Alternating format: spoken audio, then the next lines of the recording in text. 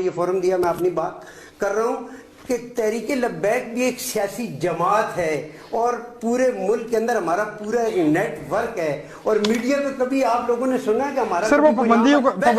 میں جنرل بات کر رہا ہوں, تو مجھے نہیں اس سے وہ غرض کہ جی کوئی سر یہاں انقلاب جو آتا ہے نا وہ چھانٹ کے آتا ہے. پنجابی میں ہم جب دودھ بوتے ہیں نا وہ کہتے ہیں تو ایک پلہ سا رکھ دیتے ہیں یا شہد اتارتے ہیں نا, تو ہم اپنی مرضی کا انقلاب اپنے گلاس میں چاہتے ہیں. میں ملک صاحب کے بارے میں ایک بات کرنا چاہوں گا کہ ہمارے میڈیا کو یہ چاہیے کہ وہ تحریک لبیک کو اس فارم پہ بولنے کا موقع دے. سر میں نے تو کوشش کی ہے, اللہ نہ کرے میرا شو بین ہو جائے, میرے تو شو میں پہلے بھی آتے رہے ہیں الحمدللہ. میں پی ٹی آئی سے ہوں, ہم یہ چاہتے ہیں کہ ہمارے مد مقابل جو بندہ ہے اسے بولنے کا حق دیا جائے. سر اپنے اختلاف ہم سارے لوگ رکھتے ہیں, لیکن دو چیزوں کو جو لوگ اگنور کر رہے ہیں یا ٹھہراتے ہیں, خادم رضوی صاحب کی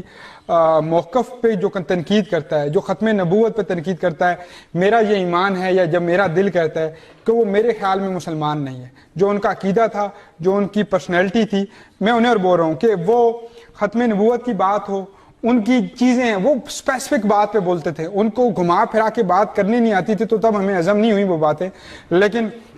امام احمد رضا خان بریلوی سے کسی نے پوچھا کہ آپ میں اور ہم میں فرق کیا ہے, تو انہوں نے کہا کہ تمہارے جنازے اور ہمارے جنازے فرق بتا دیں گے. تو جب خادم رضوی صاحب کا جنازہ تھا تو پوری دنیا نے دیکھا, اور ان کے جو وہ ایک نظریہ تھا اس کو جو ہے, میں اب ٹریبیوٹ تو ان کو کچھ دینے سے لا, ہمارا ٹریبیوٹ کلیپنگ ہی ہوتا ہے, تو خادم رضوی صاحب کے لیے